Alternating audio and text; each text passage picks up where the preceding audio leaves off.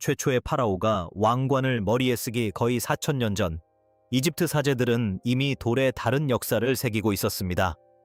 왕들의 역사가 아닌 왕 이전 시대의 역사였습니다. 에드푸와 덴데라, 아비도스와 사카라의 공식 국가 기념물에 새겨진 비문에는 이집트 최초의 왕조가 시작되기 전에 흥망성쇠를 거듭한 5 문명이 기록되어 있습니다. 팔레르모 석판에는 람세스와 쿠푸에게 적용된 것과 같은 관료적 정확성으로 이들 문명의 통치자들이 기록되어 있습니다. 토리노 정경에는 누군가 그것들을 지우려 했던 흔적이 남아있다. 덴데라 신전의 벽에는 그것들이 명시적으로 새겨져 있다. 5시대, 5번의 붕괴, 5번의 재건, 그리고 우리. 6번째, 만약 이집트인들의 말이 맞다면 우리는 이야기의 시작이 아니다. 우리는 이야기의 거의 끝에 서 있는 것이다. 그 조각들은 3,000년 동안 그 자리에 있었다. 문제는 우리가 이제 그 조각들을 읽을 준비가 되었느냐는 것이다. 에드푸와 덴데라의 상형 문자 기둥 속에는 대부분의 방문객들이 멈춰 서지도 않고 지나치는 곳에 2 단어가 반복적으로 나타난다. 바로 제프 테피다. 첫 번째 경우이다. 종교의 변두리에 묻혀있는 창조 신화가 아니라 왕조 이전, 왕들이 등장하기 이전, 우리가 알고 있다고 생각하는 이집트 이전의 역사를 공식적으로 기록한 문서입니다. 이 문서를 새긴 사제들은 시인이 아니었습니다. 그들은 기록 보관자였습니다. 그들이 기록한 것은 그들의 문명의 시작이 아니었습니다. 그것은 그들보다 앞선 세대의 기억이었습니다. 그 기록들은 신화와는 달리 매우 구체적입니다.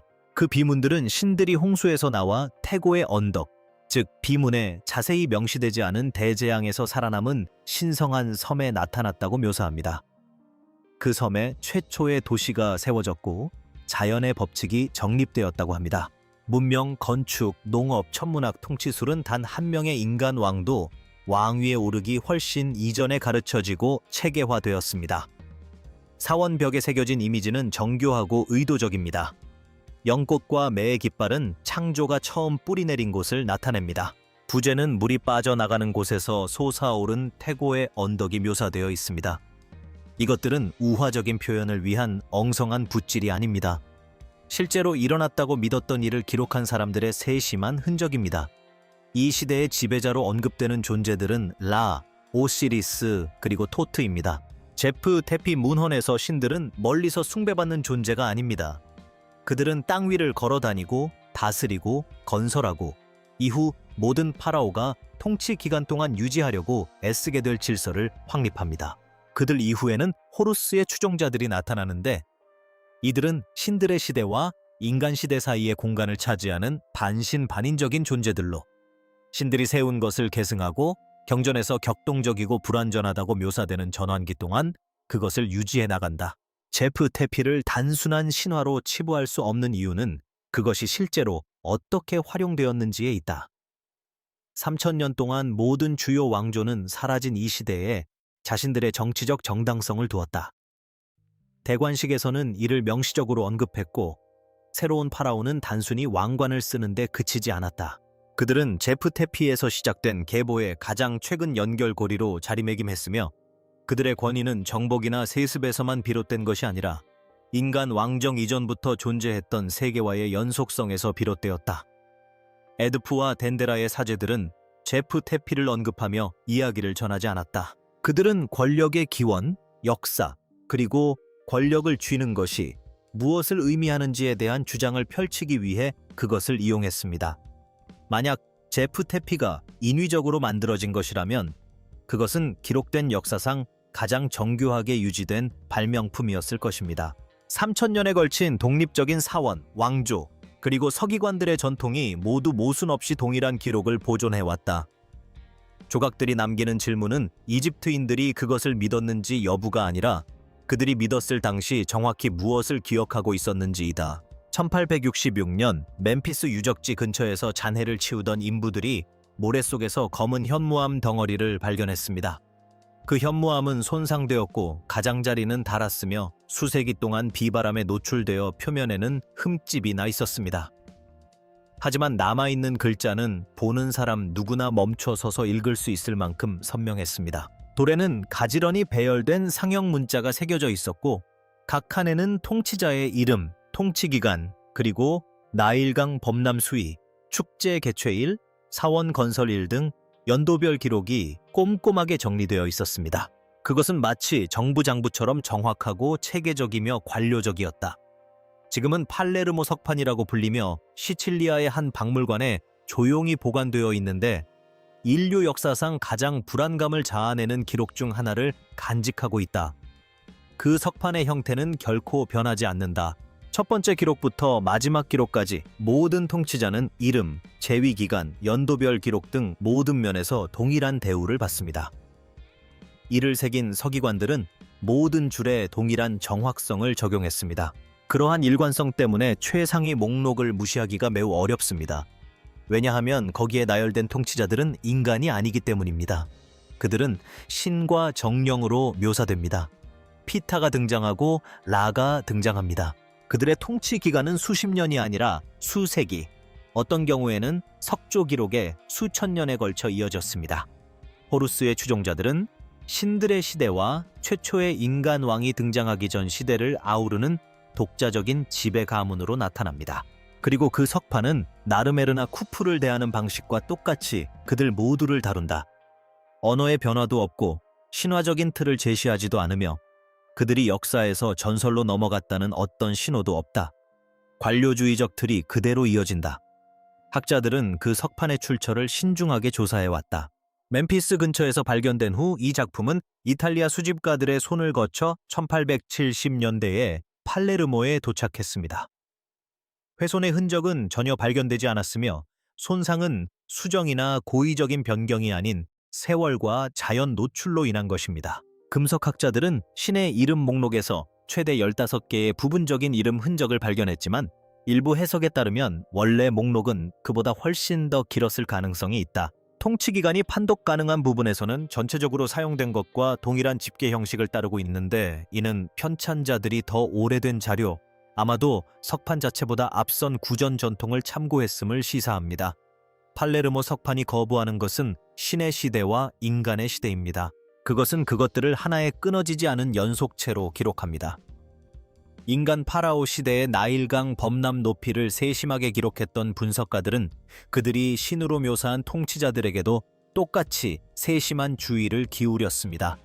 아직 완전히 답을 얻지 못한 질문은 간단합니다. 이집트 초기 공식 역사가들이 사라진 시대를 그토록 체계적이고 정확하게 기록한 것은 그들에게 그 시대가 전혀 사라진 것이 아니었기 때문이 아닐까? 투린 정경은 한때 이집트가 만들어낸 가장 완벽한 왕 목록이었다. 람세스 2세 통치 시대에 편찬된 이 파피루스 문서는 놀라운 내용을 담고 있었습니다. 이집트 왕조의 시작부터 끝까지를 완벽하게 기록한 문서였죠.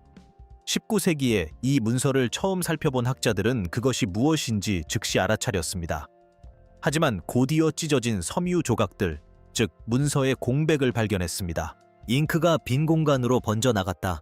제위 연도가 적혀 있어야 할 자리에는 침묵만이 남았다. 그들은 이 손상이 시간의 흐름 때문이라고 생각했다.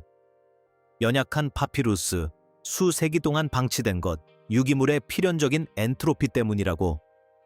그 설명은 수십 년 동안 통용되었다. 그러다 영상 기술이 그 문서를 따라잡았습니다. 나세르 하산 박사와 그의 연구팀이 주도한 최근의 다중 스펙트럼 분석은 공백의 의미를 바꾸어 놓았습니다. 특수 조명 아래에서 파피루스는 단순 육안 검사로는 놓쳤던 무언가를 드러냈습니다. 선왕조 시대 기둥에서 나타나는 잉크 과다 사용 패턴, 글자가 물리적으로 제거된 부분에는 긁힌 섬유 조각이 남아있었다. 마치 여러 명의 필경사가 기록의 불일치를 매끄럽게 처리하기 위해 작업한 것처럼 단락 중간에서 필체가 갑자기 바뀌었다. 이러한 손상은 무작위적인 것이 아니었다. 그것은 신적인 통치자들이 등장했어야 할 바로 그 지점, 즉 신왕의 시대와 최초로 인간 파라오로 인식될 수 있는 시대 사이의 과도기에 집중되었습니다. 그 결과 이집트 역사의 근간에는 약 800년의 공백이 생겼는데 이는 자연스럽게 사라진 것이 아니라 의도적으로 압축된 것입니다. 동기를 재구성하는 것은 어렵지 않습니다. 정경을 필사한 라미사이드 서기관들은 연속성이라는 개념에 전적으로 기반한 정치적 환경 속에서 활동했습니다. 그들이 생각하는 이집트는 끊임없는 왕권의 문명이었고 각 파라오는 신들까지 거슬러 올라가는 직계 후계자였다.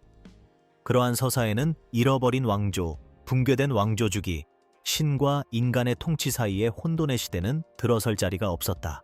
토리노 정경의 공백은 이야기가 가장 복잡해지는 지점, 즉 신에서 왕으로 이어지는 명확한 경계선이 더 혼란스럽고 통제하기 어려운 무언가로 무너질 위기에 처한 지점에 정확히 집중되어 있습니다.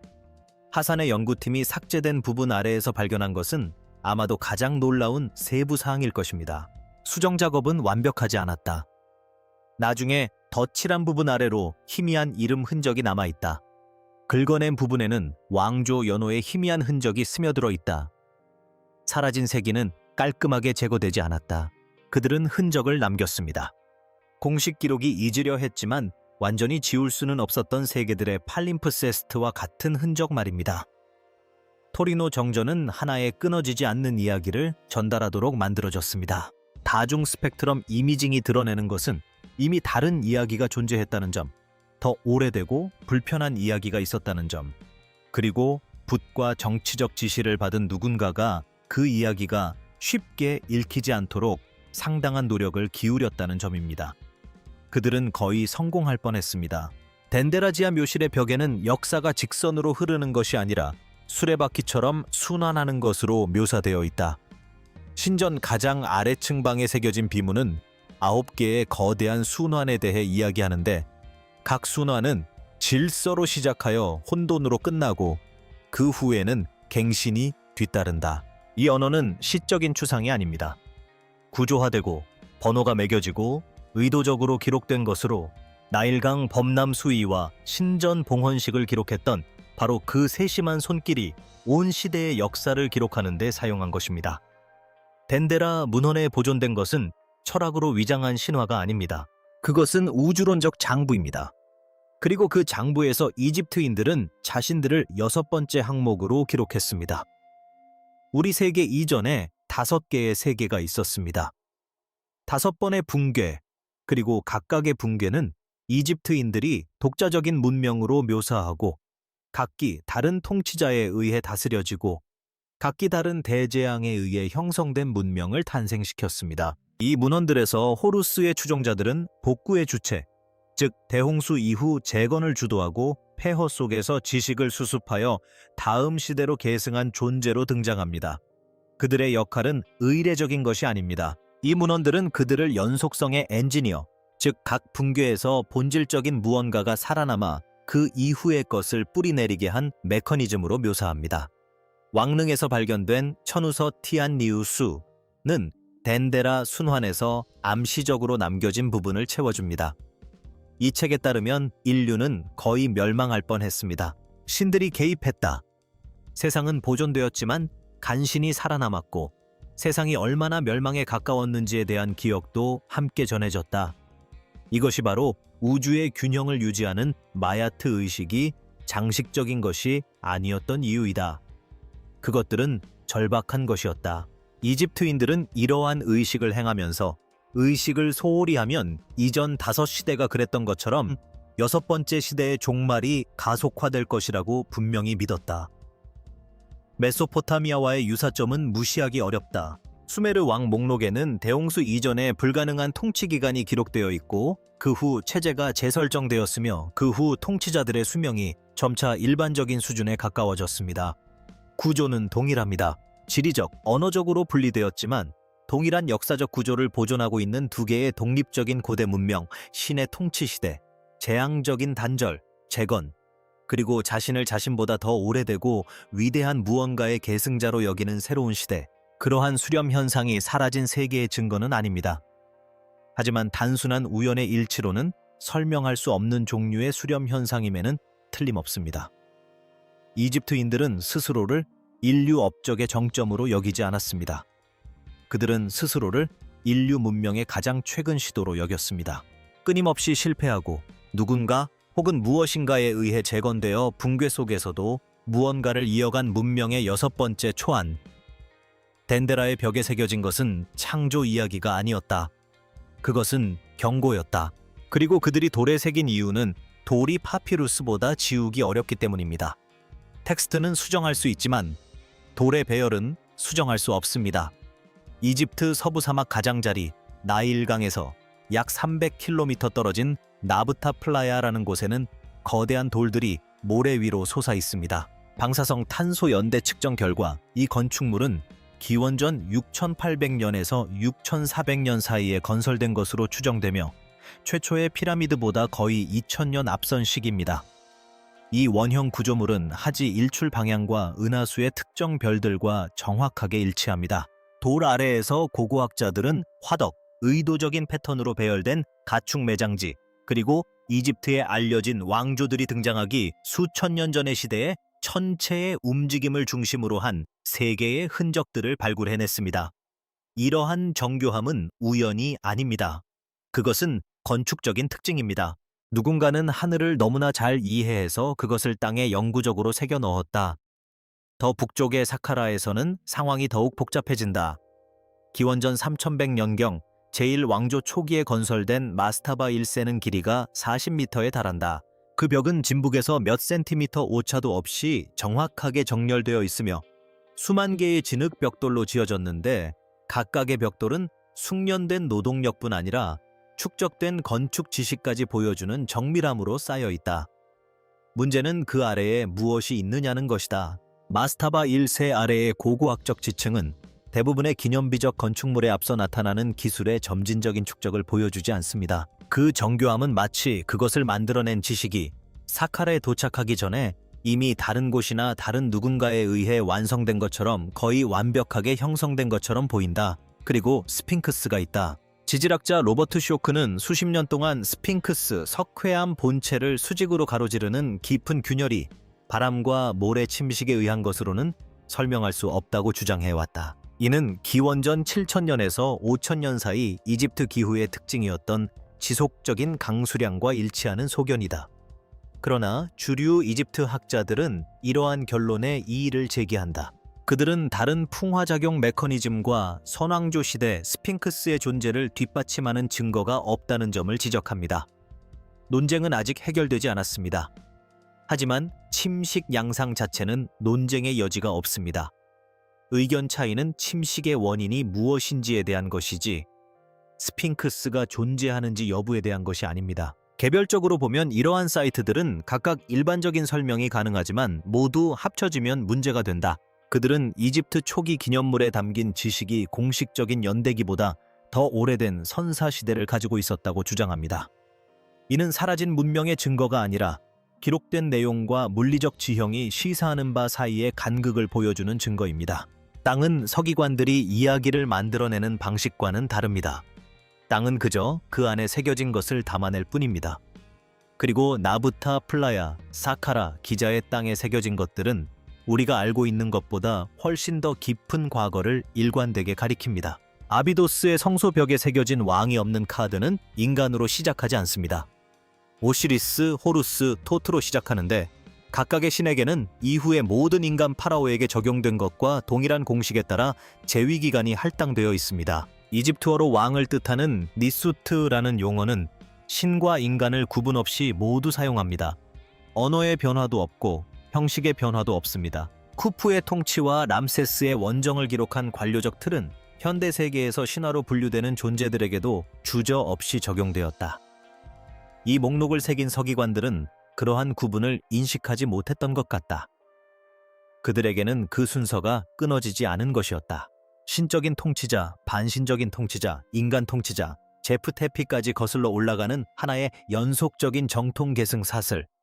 호루스의 추종자인 셴스호르는 신과 인간의 통치 사이의 영역을 차지한다. 그들의 지위는 문헌에서 의도적으로 모호하게 묘사되어 있는데 완전히 불멸의 존재도 아니고 완전히 필멸의 존재도 아닌 그 중간 어딘가에 위치하며 이집트인들은 그들을 더 명확한 범주로 규정할 필요성을 느끼지 못했습니다. 그들의 통치 기간은 기록되어 있으며 그들의 이름은 완전한 신격을 지닌 선대 군주들과 같은 열에 새겨져 있습니다.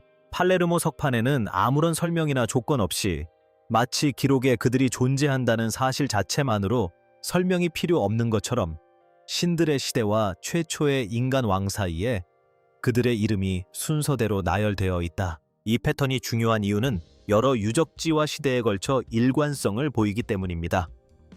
동일한 공식이 덴데라, 콤, 옴보, 사카라에서 발견됩니다.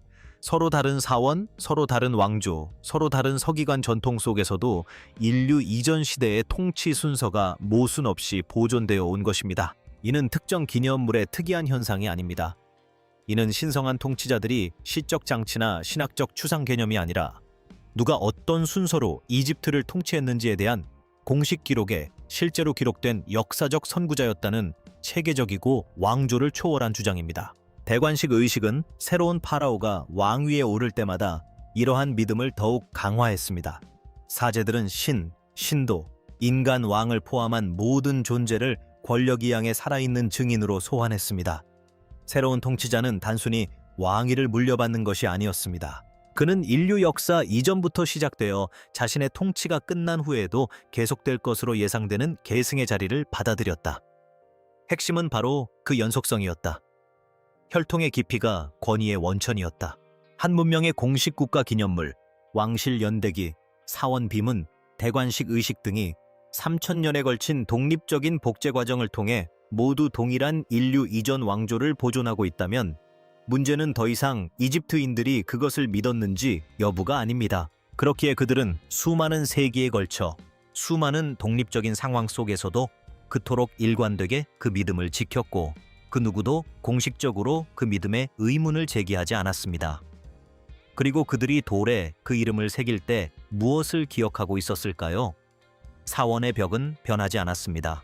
에데스 유와 덴데라의 조각들은 여전히 우리 세계 이전의 5세계를 묘사하고 있습니다. 팔레르모 석판에는 인간 왕들을 나열했던 것과 같은 정확성으로 신들의 통치자들이 기록되어 있습니다. 토리노의 성서에는 누군가가 지우려 했던 이름들의 희미한 흔적이 여전히 남아 있습니다. 나부티에플리의 돌들은 이집트에 알려진 왕조들이 상상조차 하지 못했던 하지, 하늘의 모습과 여전히 일치합니다. 이집트인들이 3000년에 걸친 공식 기록에 담아둔 것은 역사로 위장한 신화가 아니었습니다. 그것은 관료주의로 위장한 경고였습니다. 그들은 사라진 세계를 애도하기 위해서가 아니라 그 세계의 종말을 이해하고 앞으로 어떤 일이 닥치더라도 그 기억이 살아남도록 하기 위해 그 세계를 기록했다. 5 문명이 번성했고 5 문명이 멸망했다. 6번째 문명은 바로 우리다. 조각들은 우리 이야기가 어떻게 끝나는지 알려주지 않는다. 그것들은 우리 이야기가 이미 오래전에 끝났음을 알려줄 뿐이다. 우리가 지금 무엇을 기억하기로 선택하는지가 어쩌면 우리를 이전 5명과 구분짓는 유일한 요소일지도 모릅니다.